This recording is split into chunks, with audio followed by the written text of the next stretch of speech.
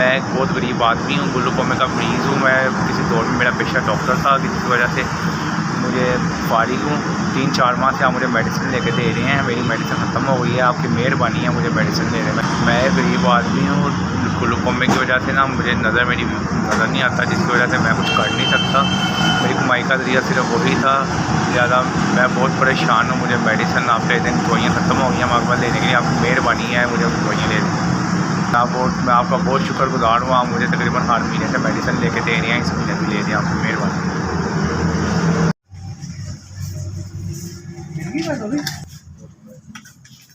तो अल्फागान मैं देता हूँ।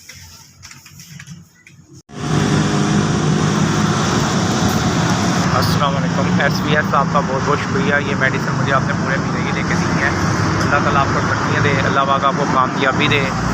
बहुत बहुत आपका शुक्रिया SBS, आपका मैं शुक्रगुज़ार हूँ। बहुत बहुत शुक्रिया। मैं गरीब आदमी हूँ SBS, आप मेरा कोई आसरा नहीं, आप मेरा आसरा बने हुए। अल्लाह पाक आपको ज़िंदगी दे, सेहत तंदुरुस्ती और तरक्की दे आपको।